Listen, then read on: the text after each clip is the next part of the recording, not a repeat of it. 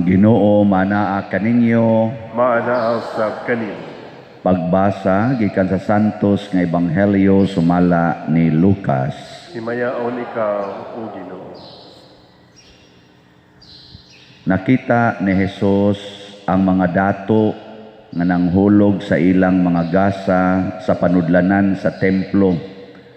Nakita usab niya ang usa ka byuda nga kabus kaayo nga naghulog og duha ka dako ug miingon si Jesus, sultihan ko kamo nga kining kabus nga byuda labaw gayud og gikahatag kay kanilang tanan. Kay ang uban naghalad man sa ilang mga gasa nga sobra sa ilang bahandi, apan siya bisan pa sa iyang kakabus mihatag sa tanan nga iyang gikabuhian. Ang Ebanghelyo sa Ginoo. Dayon ikaw, O Kristo.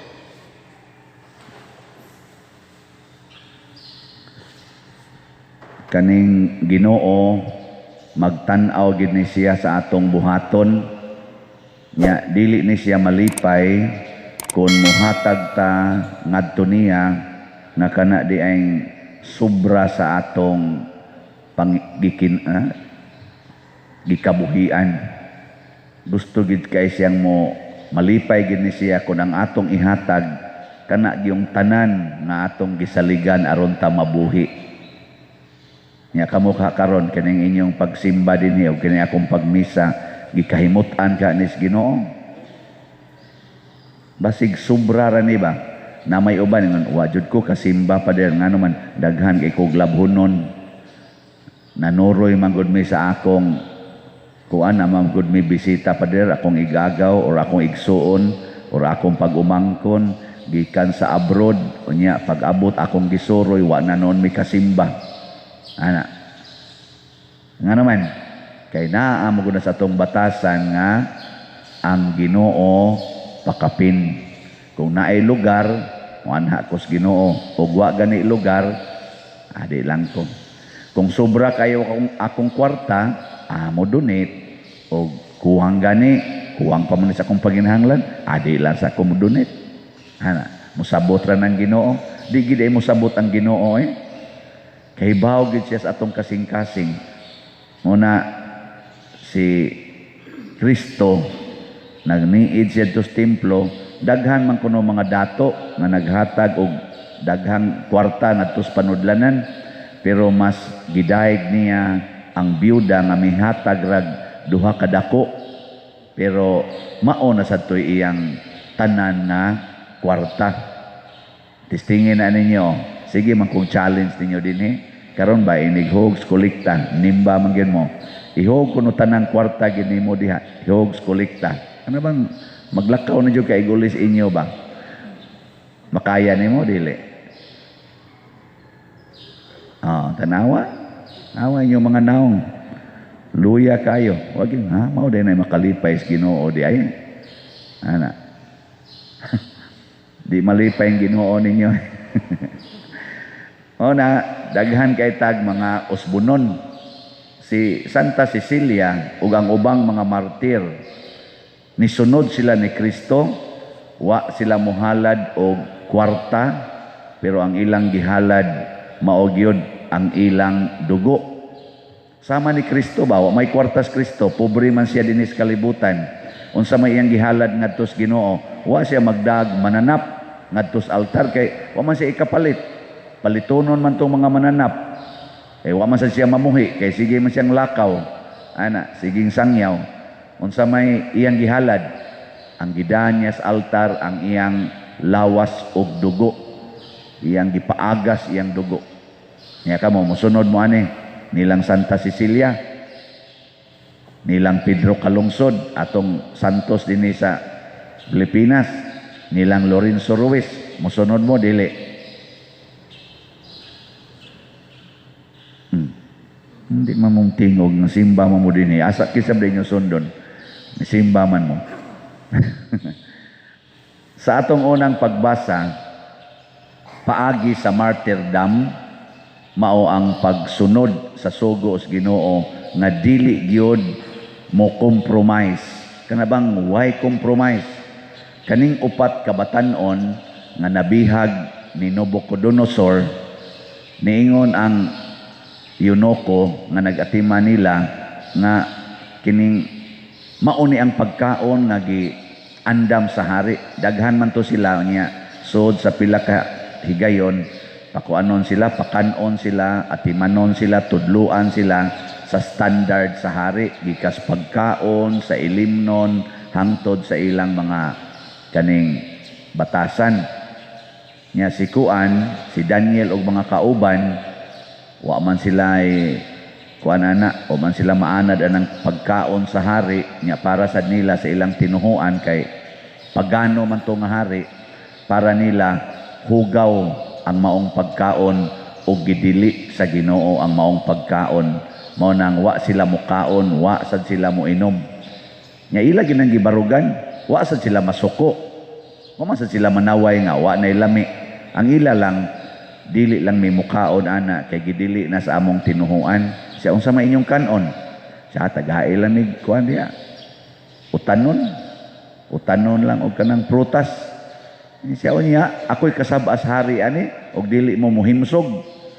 Nya dili sa na munindot inyong pagkaalam. Siya testingi lang. Wa man sad sila mamugos. Testingi lang mig pila ka buwan, nya inighuman na ana susiha ang among naong tanawa og angayan ba nga ipresentar nga tus hari. Nya kung di gani angayan, ikaw na lang ana mo'y hukom. Di man sad sila mosupak, pero wa gid nila buhata ang gidili sa Ginoo. Kamo, kusog ba mong mutuman sa sugo sa Ginoo? Kanang di gyud mo compromise? Unsa man? Or kusog mo supak? Ay kita kusog ra ba kay tanang ingon nga musabot sad ang Ginoo oy. Musabot sad. Pragud anang ingon ang Ginoo, ayaw mo paningil anang utang. Ana, ay musabot sad ang Ginoo oy. Ato gunang kwarta. Ana. Kanang giingos Ginoo nga higugmaay mong kaaway. Sobra na sa nang iyang gibuhat oy, kasabot sang Ginoo. Di sa nasayon. Ako sige man jud kog pasaylo ana niya. Gisabot mo na nako siya pero ni sobra na oy. Mo na gyud upos na gyud akong pasensya. Mga inana ba no? Kusog kay tana, compromise. Mo na yung mga batasan sa mga yawanon. Nga unsa man mo? Diyos nun, yawanon. Huy, padingog mo eh. Unsa mo muda patay na mo? Sa Diyos nun, yawanon. Nya dili mo mo kan, di mo compromise. Kasi magkuntis ra taan eh. Pragod anang ay mo pagdag bata o sa karon kay gidili pa na mga bata ni simbahan. Magdag yun. Sabta lang sad mi padiroy kay way mahibilis bahay niya. Gusto magin mi musimba. Oy, compromise. Ana. Pagbuwag mo kay nagpuyo-puyo mo. Pagbuwag mong puyo, aron di na mo kasa, nya man pangumpisan.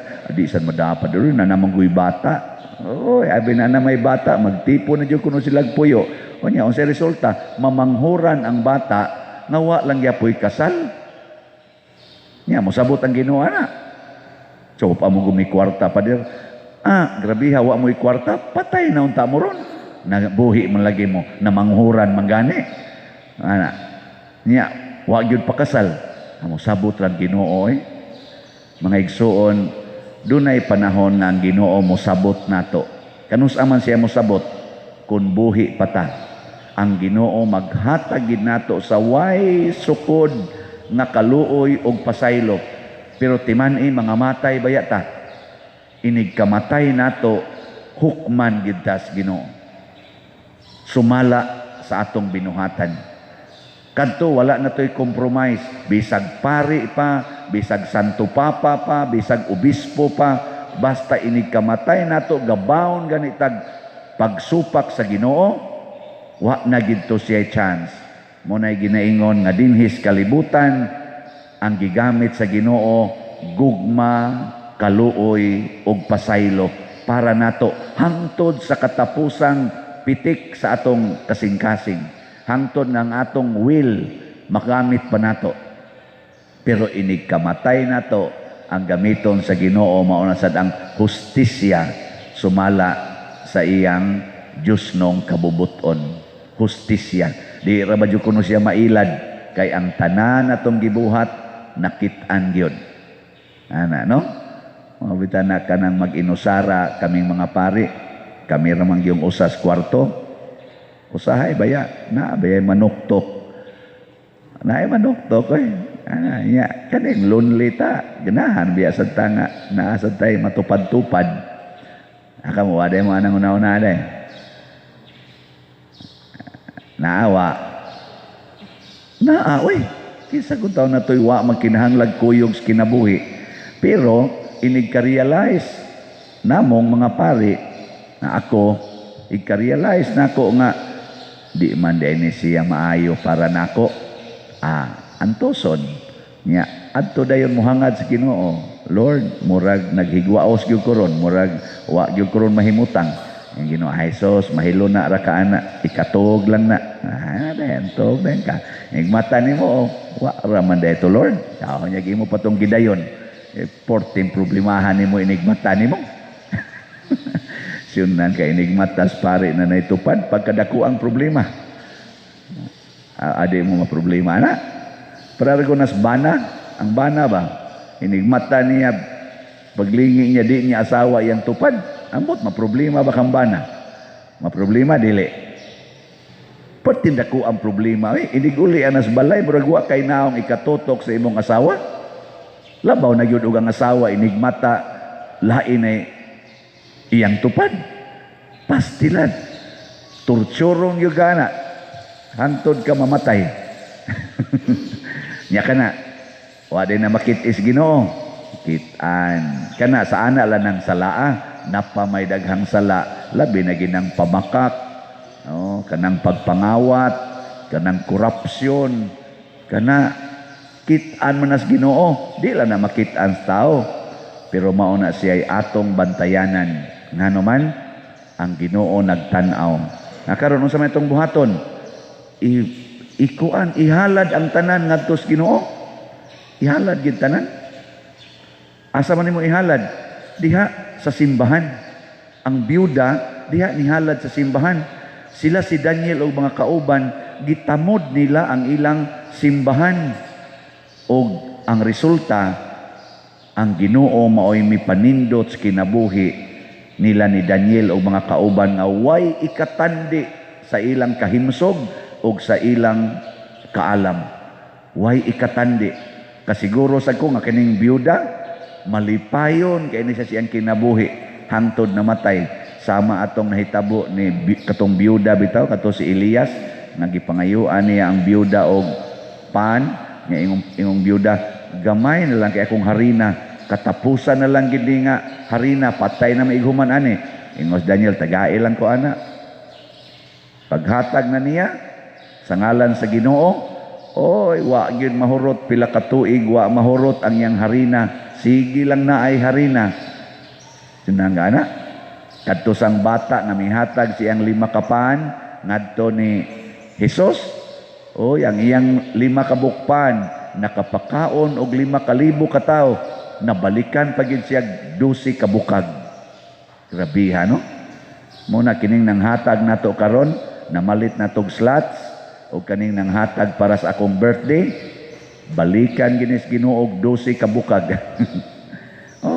Daghan na biyan ng hatag. Nay, ang atong bugas katong 5 kilo packed rice sa 2,100 man to'y akong gipangandoy. Ang ato na rong nadawat equivalent na sa 1,728 kabags. Pakpak Ginoo. 1,728 372 na lang ka bags ang kuwang. Inyo ning pakyaw? 372 na lang. Basin pa day ugma. Ugma man nato ipanghatag. Brad Loloy, nato Brad Kaya. Ugma na mo manghatag. Iandam na to mga lista. Lipay kay ko ani kay makapanghatag ko panahon sa akong birthday. Daghan ang mga tao nga mihatag na ko birthday gifts. 1,728 na kabags ang gihatag na birthday gift. Kaya mo na akong hangyo ninyo, tagaan ko yung birthday gift, ay nalang na mga t-shirt, mga sinina, o ba pa mga sapatos. Ayaw na siya, kana mga pahumot na ma-attractive lang taan na hinoos madre noon madugay. Ayaw na lang na, hatagi lang kog cash or bugas. Kaya ang inyong ihatag nga cash, ipalit na kog bugas. Ang bugas, ipanghatag ngadtos mga kabos. Ana, dili na para ako. Kay daghan na kay kog pagkaon. Taas na sa niya akong sugar. Taas na sa kolesterol. Di na lang nila kupunan kayo. Tu ay mga way kolesterol dito ay piyahok ay mga tiyan kay hapit usa ka adlaw kaduha ra ka kaon tingali kausa kadtoy atong tagaan. Kamo sa dihang mga arang-arang pagkabutang, siging palitan ang mga pagkaon nga lami. Namo samot sa na inyong sakit, ga maintenance na gani mo. May pag-inyo na lang ng ihatag diri, panghatag tanas mga kabos. Hurot pa ng inyong sugar, mudaghan pa na inyong grasya o kalipay. Sa ato sa mga slots diri, daghan ko kayo na itong gibaligya. 60,000 ko ni, katag 1,000 nga dopes, SBF, MM. Daghan kayong opportunity nga makahalad tas Ginoo ani kinasingkasing yun. Karon ang atong halin medyo di pa kay daghan 1,223 pa atong halin. Pakpakan gyapon atong Ginoo ani. Sunang ganang 1,223 di na biasa na basta-basta no. Halina na ta. Mao na kining mga tawhana nga nagbalik-balik og halad sa ilang kaugalingon mao ni ang gikahimutan sa Ginoo. Daghan ani nila dili mga dato. Naasay mga dato kabus og pagbati kanabang mubati gyud sa kabus. Dagko sa sila gihatag. Panabitang na imo text nako, Father, ako lay angkon anang usa ka kapilya. Pila may kuanan na Father? 58 man kana kasako. Aka ng kabags. Nako, i-times lang nag 200. Mauna na siya ay among usa ka kapilya. Nasa gi mo hatag oy. Nay mo angkon og duha ka kapilya, nay usay tulo ka kapilya. Nanay ning text nako balipay sa kay ko. Karon jutay na lang gining kapilyang nahibilin. Basin pa in taon karon mahurot na nirong adlaw. 372 pa man ka bags ang kuwang para masirado. Basin pa dayang mahurot ni karon, mahatag kita na. Pero manawat pa ko hangtod sa akong birthday sa 24. Kay kundi matagaan ang uban, inigliwa sa birthday, tagaan gyapon nato. Ana no? So kini siya nagpakita nga duna di ay kasulbaran ang atong mga panginahanglan kung kamaotang muhalad ngadto sa Ginoo. Unsay atong ihalad? Ang ato gyung kinabuhi ug ang atong kabuhian. Ayaw kabalaka kay ibalik nas Ginoo nga rinato sa sobra pa kaayo sa atong gikinahanglan. Mao mambitaw nga diha sa atong salmo, ang atong tubag, unsa to atong tubag? Himaya og pagdahig hangtod sa kahangturan. Nganong himaya og pagdahig man ngadto sa Ginoo? Kay hangtod sa kahangturan buan ta niya grasya nga dili gyud mahurot. Nahurot bagong hangin, kadugay na ani, nahurot bang tubig, nahurot bang yuta. Wa ang grasya pakas Ginoo mao'y mahurot. Ay kabalaka naa siya supply nga sobra kayo sa atong gikinahanglan. Apan ang iya ra gyung gipaabot, ihalad ang inyong kinabuhi ngari kanako kay ako'y tag-iya ana. Ug sama sad nga siya naghalad siyang kinabuhi para nato, muna na gitawag og exchanging gift. Exchanging gift. Ang atong kinabuhi halad niya, ang iya sang kinabuhi ihalad sad nato. Ang kanindota, ako ganahan ko akong kinabuhi, ilisan is kinabuhi ni Kristo exchanging gift ba? Muna si Santa Cecilia, iyang gihalad iyang kinabuhi ngadto sa Ginoo, karon ang kasantos, ang kinabuhi sa kasantos gihatag sad ni Kristo ngadto kaniya ug sa tanan nga mga martyrs. Manindog ta. Mga igsuon, nagkatigom kita dinhi aron paghalad sa atong kaugalingon ngadto sa Dios. Masaligon kitang mosangpit kaniya diha sa atong pag-ingon. Ginoo, pamatia kami.